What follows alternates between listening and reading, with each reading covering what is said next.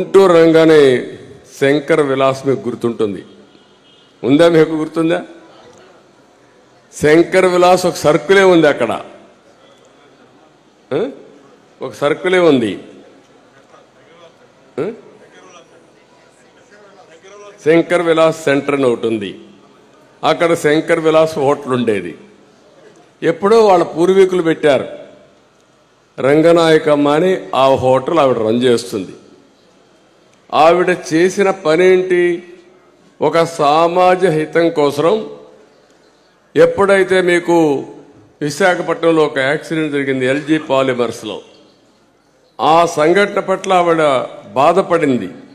సమాజం ఏంటి మారుగా అయిపోతుంది, మంది చనిపోయారని. దానిపైన ఆవిడ చేసిన పెద్ద నేరం ఏంటంటే ఒక ట్వీట్ పెట్టింది. ట్విట్టర్లో ఒక మెసేజ్ పెట్టింది, దాన్ని ఖండిస్తూ కన్సర్న్ చూపించింది. అది మహా నేరమైపి ఆ మహిళకి శాపంగా మారిపోయింది. ఆవిడ్ని అక్కడి నుంచి వేధించారు. నువ్వు పెడతావా అని చెప్పి వేధించి కడాన ఆవిడపైన 41A నోటీస్ ఇవ్వకుండా అరెస్ట్ చేయబోతే కోర్టుకు పోయి బెయిల్ తెచ్చుకునింది. అక్కడి నుంచి మళ్ళీ వేధించారు. ఆవిడ్ని ఆ హోటల్లో ఏ విధంగానైనా సరే ముయించాలని ప్రయత్నం చేసి, తద్వారా మీరు చూస్తే ఎవరైతే ఆవిడ మీద వ్యతిరేకంగా ఉంటారో వాళ్ళందరినీ పురుకొల్పి లేని అప్పులు కూడా ఉన్నట్టు సృష్టించి వాళ్ళందరినీ ఇంటికి పంపించి బెదిరించి కడాన హోటల్ ముయించేశారు. హోటల్ ముయించేసిన తర్వాత ఆవిడ ఇంకేదో ఒక వ్యాపారం చేసుకోవాలని ఇంకొక చిన్న వ్యాపారం చేసుకోవడానికి ఇంకొకటి ఎస్టాబ్లిష్మెంట్ స్టార్ట్ చేసింది. అది స్టార్ట్ చేస్తే అక్కడ అది జరగనీయకుండా అడ్డం పడ్డారు, పర్మిషన్ ఇవ్వకుండా అడ్డం పడ్డారు. ఇంకా బతకలేక ఈ ఊరు వదిలిపెట్టి హైదరాబాద్కి వెళ్ళింది. Can you imagine this? ఒక్కసారి మీరు ఆలోచిస్తే ఎంత బాధేస్తుందంటే, ఈ రాష్ట్రంలో ఒక సాధారణమైన వ్యక్తులు బతికే పరిస్థితిలో ఉన్నారా అని అడుగుతున్నా.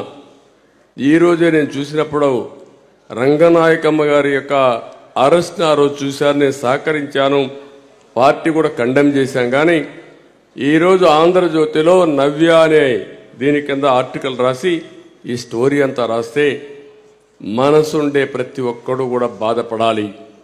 ఇలాంటి సెమీ క్రిస్మస్లో మనం మెసేజ్ చదువుకోవడం కాదు, సమాజం ఏమైపోతుందో దాన్ని కరెక్ట్ చేయడానికి ప్రతి ఒక్క రెవరెండ్ కానీ, ఫాదర్ కానీ, పాస్టర్ కానీ ప్రతి ఒక్కరు కూడా అన్ని మతాల వాళ్ళు కూడా ఆలోచించాల్సిన సమయం అని చెప్పిన బాధ.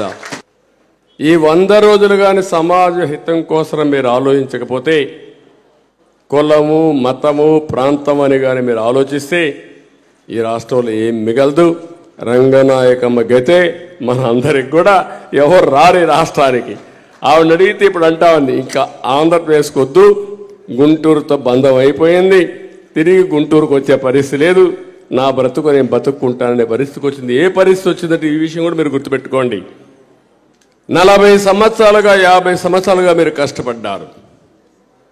శంకర్ విలాస్ ఒక ఎగ్జాంపుల్ మాత్రం, ఒక చిన్న వెంచరే. వాళ్ళ మామగారు ఎప్పుడో పెట్టారు, ఆయన చనిపోయాడు. ఈవిడ పెళ్ళయిన తర్వాత ఈవిడ కేరళ అతన్ని పెళ్లి చేసుకునింది. ఆవిడ కులం లేదు, ఒక కులంలో పుట్టిన కేరళలో ఉండే వ్యక్తిని పెళ్లి చేసుకుంటే ఎప్పుడు కూడా ఆవిడ జీవితానికి ఎప్పుడు అడ్డం రాలేదు. ఇప్పుడు కులం అడ్డం వచ్చింది. రంగనాయకమ్మ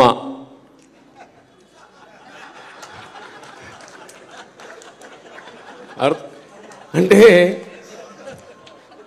ఎంత అనాగరికం అయిపోయిందంటే సమాజం.